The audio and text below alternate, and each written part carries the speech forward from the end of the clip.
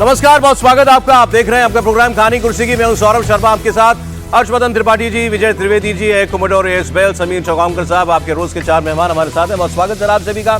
शनिवार है आज, तो आज जो भी नई खबरें हैं उनका विश्लेषण तो होगा ही, लेकिन उसके साथ साथ एक जरा नजर चुनावी राज्यों पर खास तौर पर और कैसी भूमिका बन रही है सारे दलों की, पार्टियों की, गठबंधनों की, उसकी बात भी हम लोग करेंगे।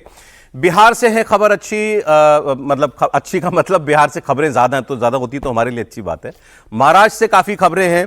इसके अलावा बंगाल में कल मोदी जी की रैली थी, वहां से भी खबर निकल करके आई है, इसकी बात हम करेंगे। योगी आदित्यनाथ आज दिल्ली आ रहे हैं, तो क्यों आ रहे हैं इसके बारे में भी आज चर्चा होगी। और उत्तर प्रदेश में आगामी विधानसभा चुनावों को देखते हुए क्या योगी ने अपनी लाइन अब बिल्कुल सटीक फिट कर ली है, और वो अब क्या भाजपा की आधिकारिक लाइन है, इस पर भी आगे हम लोग आज बात करेंगे। लेकिन पहले बिहार की खबर से शुरुआत करते हैं। बिहार के चुनाव में नीतीश कुमार एक ऐसा फैक्टर है जो जरूरी भी है और एक मायने में मजबूरी भी है। एक बात तो साफ है कि नीतीश कुमार के बिना बिहार में कोई सरकार अभी तक तो मुमकिन दिखाई नहीं देती, और ये चुनाव भी उनके बिना संभव नहीं है। पहले के मुकाबले नीतीश कुमार की लोकप्रियता कम हुई है, ये बात सही है, लेकिन उन्हें माइनस करके बिहार के चुनाव को देखा नहीं जा सकता।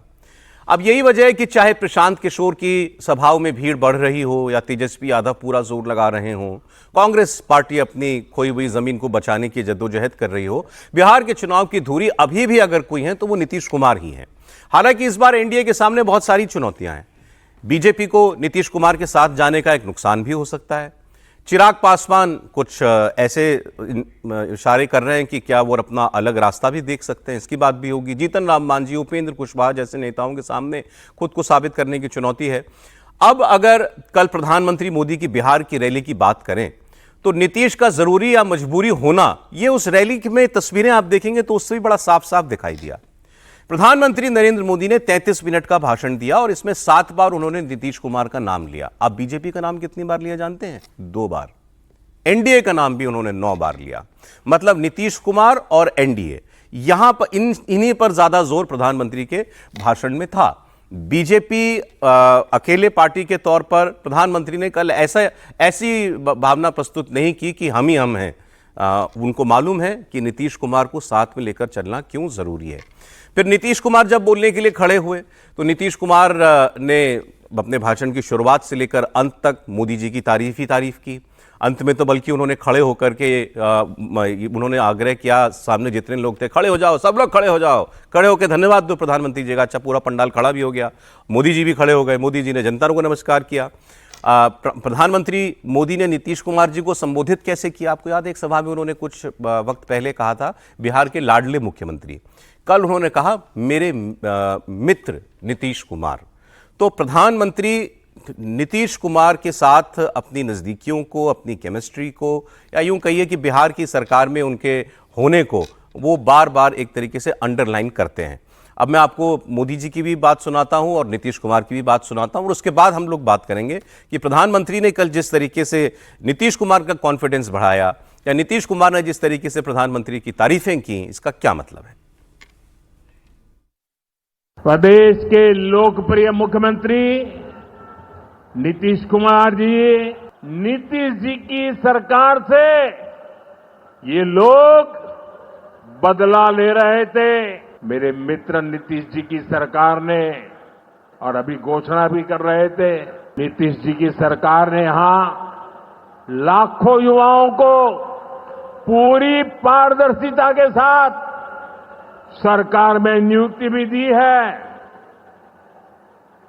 नीतीश जी ने अभी बिहार के नौजवानों को रोजगार के लिए भी नए निश्चय भी लिए हैं। नीतीश जी की टीम ने, बीजेपी की टीम ने और पूरे एनडीए ने इतने वर्षों तक यहां मेहनत की है।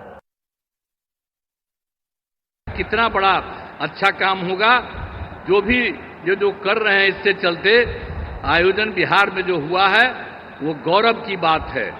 तो इसलिए इतना काम इन्होंने अभी हाल में किया है, और भी ज्यादा सब जगह घूम घूम करके एक एक जगह के लिए काम कर रहे हैं। इसलिए मैं उनका नमन करता हूं, और इतना ज्यादा बराबर हर महीने एक न एक बार आ करके कहीं न कहीं जा रहे हैं, तो मैं उनका नमन करता हूं।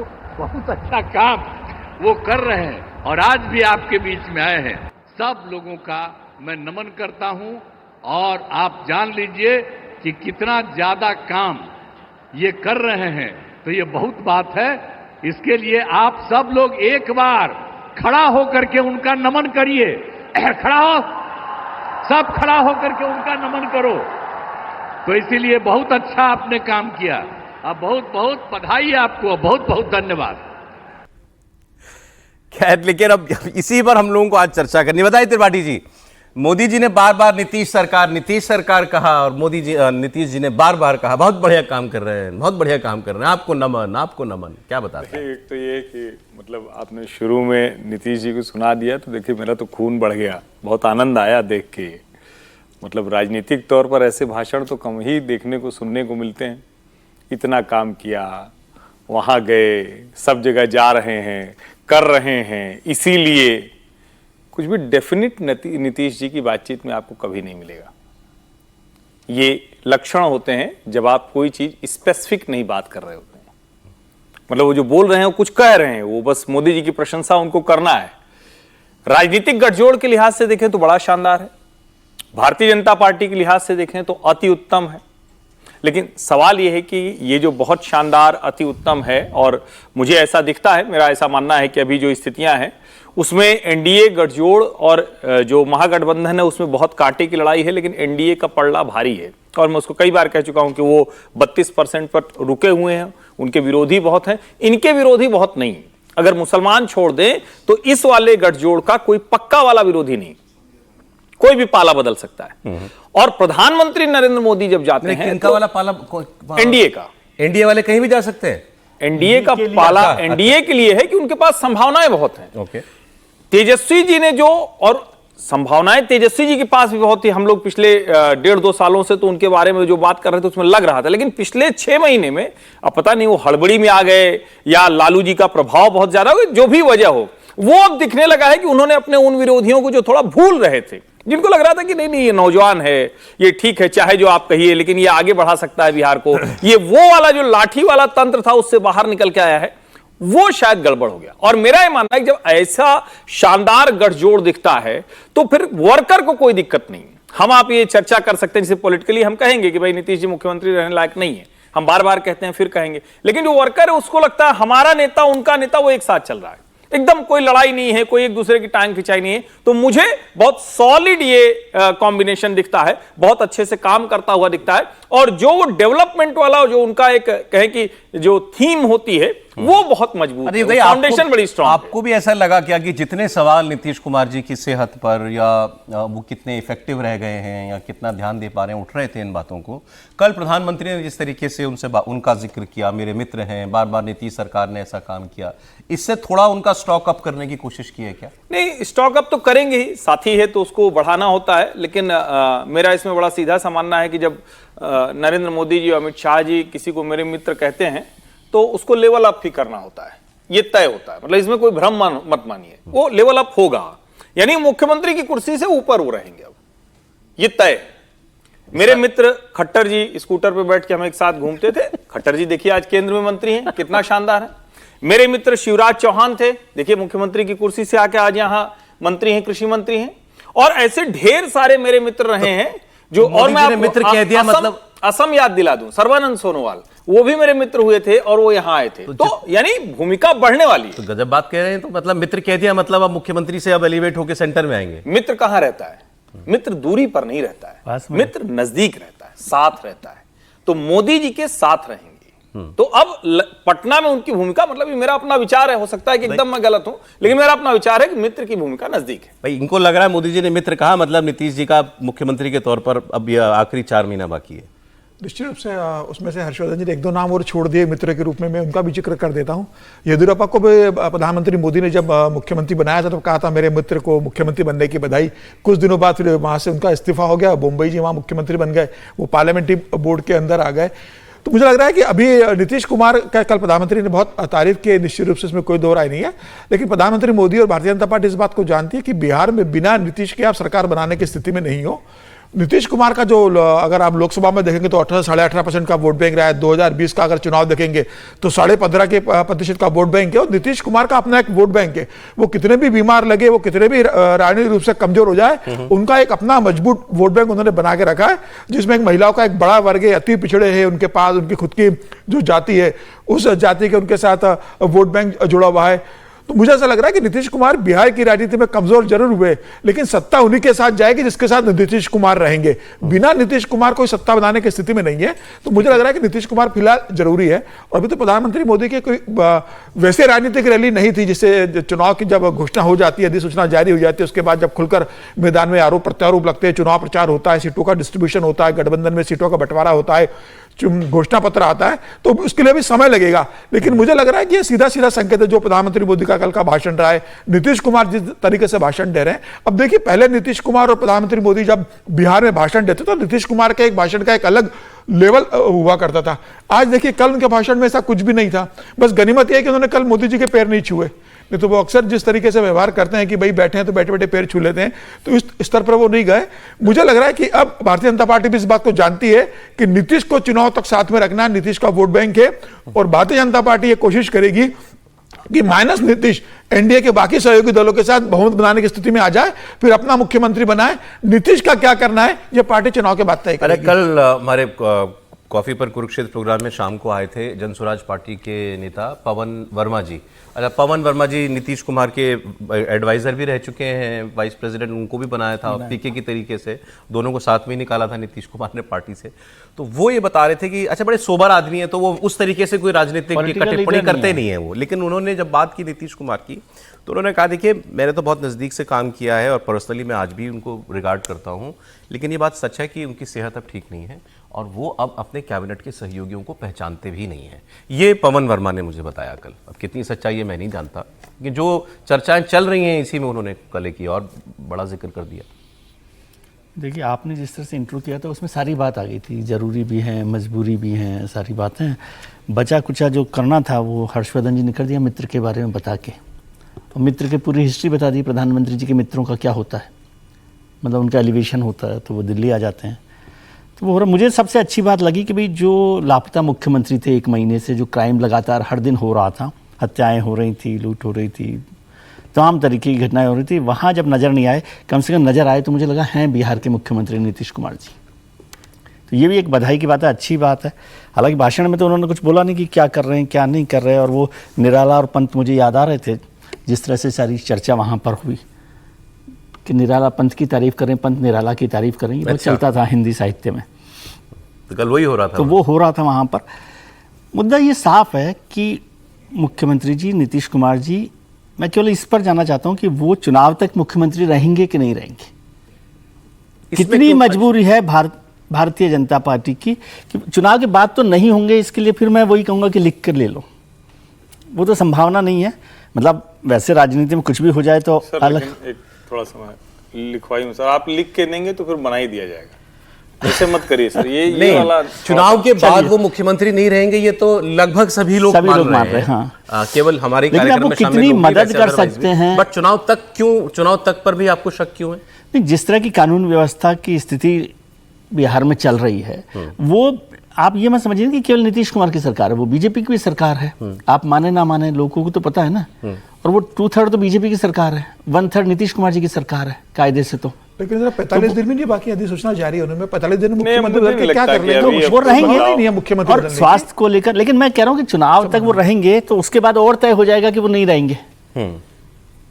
जितने दिन नीतीश कुमार जी मुख्यमंत्री रहेंगे चुनाव से पहले, उतना पक्का होता जाएगा कि वो नीतीश कुमार जी चुनाव के बाद मुख्यमंत्री नहीं रहेंगे। इसकी संभावना है, बाकी सब बदल रहा है। स्वास्थ्य को लेकर मैं निजी टिप्पणी नहीं करता कि जो है वो, और मैं नहीं जानता इस समय सबसे बड़ा इशू वही बन गया है इशू। उनके लिहाज से। हाँ, नहीं वो है इशू, उनकी तबीयत ठीक नहीं चल रही है, और जैसे वो भाषण भी दे रहे हैं उसमें कोई स्पेसिफिक बात नहीं कर रहे, वो सब बात है। लेकिन ठीक है, स्वास्थ्य एक अलग चीज होती है जिस पर चर्चा क्या करना।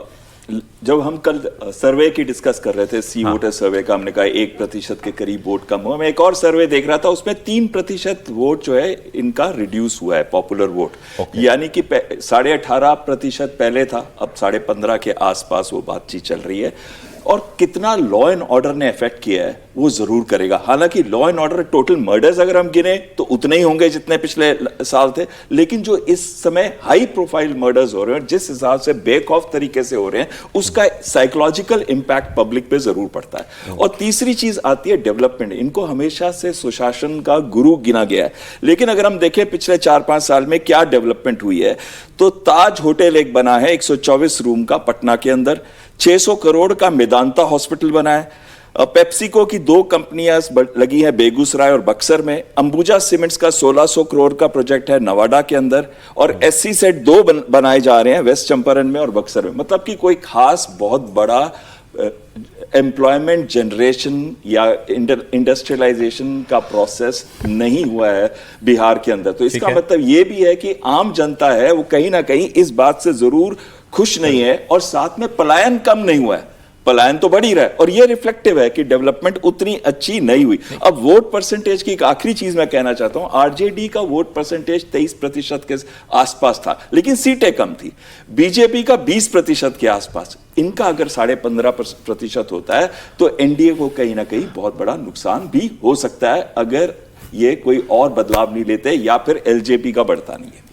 चलिए आगे अब बंगाल की बात करते हैं। बंगाल में नरेंद्र मोदी ने बिल्कुल खुल्लम खुल्ला टीएमसी को कल चैलेंज दिया। बिहार से वो दुर्गापुर गए थे और वहां की रैली में उन्होंने ऐलान किया कि घुसपैठियों को किसी भी कीमत पर देश में नहीं रहने दिया जाएगा।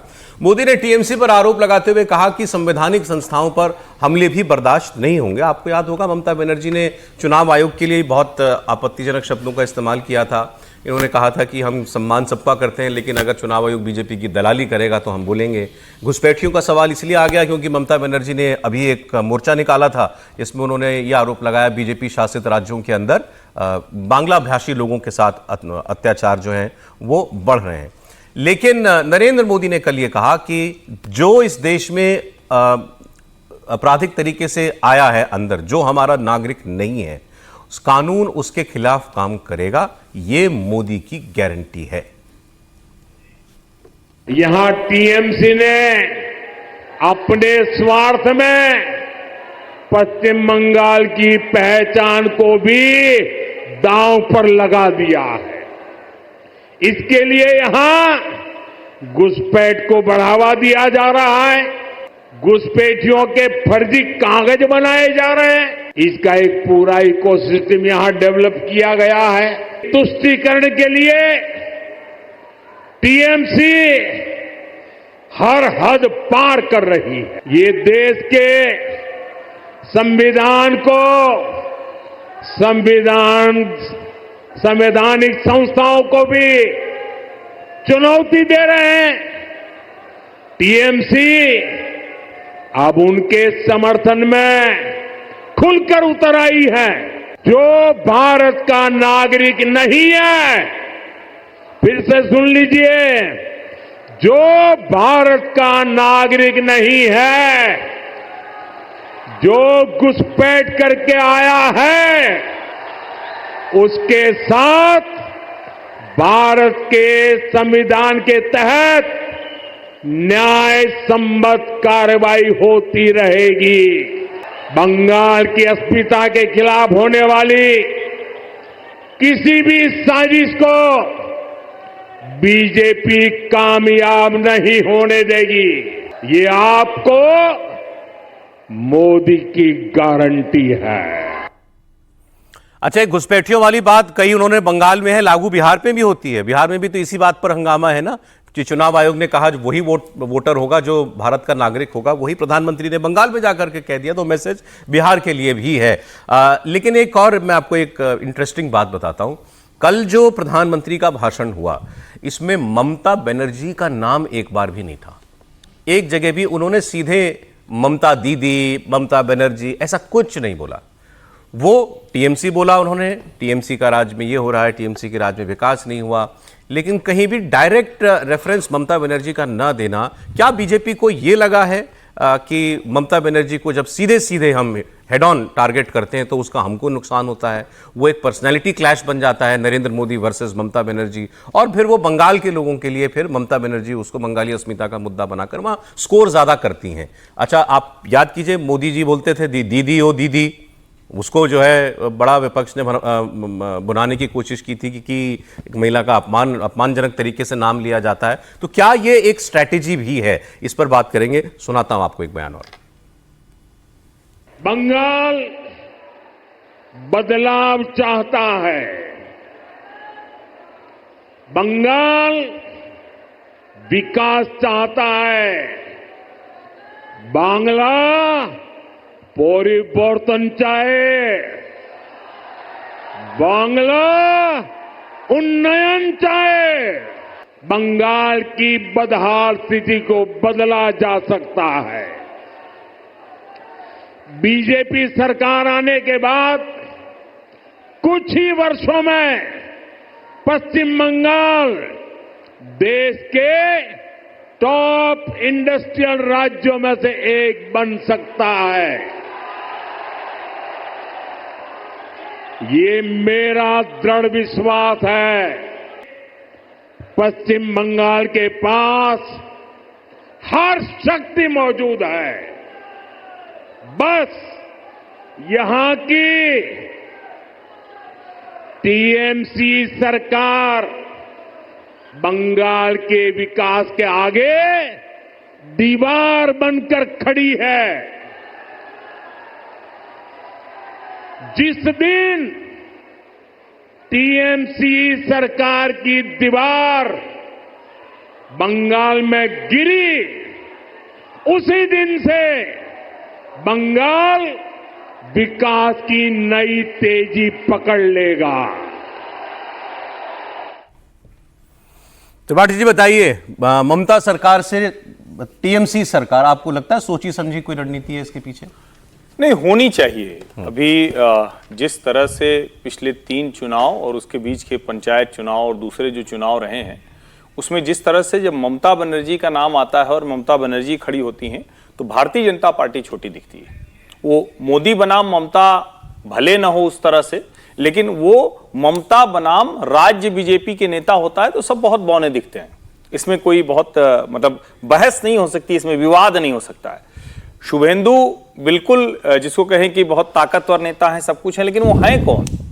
वो ममता बनर्जी के एक सिपह सलार थे, वन ऑफ द लेफ्टिनेंट्स थे। वो कोई ऐसा नहीं है कि कोई एक अलग से वो बहुत बड़े नेता के तौर पर थे, वो ममता जी के ही एक सिपह सलार थे। अगर भारतीय जनता पार्टी इस रणनीति पर काम करती है तो उसको 2 तरह से लाभ होगा। एक तो राज्य का कोई नेता या पश्चिम बंगाल में है कौन ममता जी के सामने, इससे वो बाहर आएगी।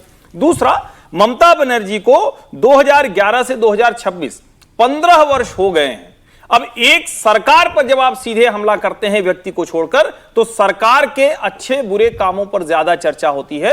और रणनीतिक तौर पर देखें, या तो ममता बनर्जी पर कोई ऐसा आरोप होता कि भाई बड़ा वो मतलब शीश महल टाइप होता है, भ्रष्टाचार का या ऐसा कोई आरोप मतलब कुछ होता उनको, तो उनके ऊपर कुछ नहीं लगता है। आप कोशिश भी करते हो तो अभिषेक बनर्जी को खींचते हैं। वो अभिषेक का कौन साथी था, विनय मिश्रा, जो बाहर जाके कहीं बस गया है, उसको आप खींचते हैं। तो इसका मतलब ये हो कि 15 वर्षों में ममता बनर्जी पर्सनालिटी पर डेंट करने के लिए आपको कुछ मिल नहीं रहा है। तो ये रणनीति अगर है, होनी चाहिए जो कि, तो बहुत अच्छी रणनीति है कि आप टीएमसी गवर्नमेंट, उसके राज में हो रही गुंडागर्दी, उसके राज के भ्रष्टाचार, और जिसको बार बार नरेंद्र मोदी कहते हैं कि एक ऐसा सिंडिकेट क्लब कल्चर है। और ये जो मोदी जी कह रहे हैं कि बीजेपी की सरकार आए, सचमुच पश्चिम बंगाल का दुर्भाग्य है कि जो अपने आप में पूरा ईस्ट का सबसे बड़ा सेंटर है, उस कलकत्ता को आज इस दशा में पहुंचना पड़ रहा है। बताइए। और सर, दूसरा मुद्दा जो वोटर लिस्ट रिवीजन का है, बिहार में कार्रवाई चल रही है, वहां उसको बड़ा मुद्दा बनाया विपक्ष ने। उन्होंने कहा जारी तो रहेगा और बंगाल में भी होकर रहेगा।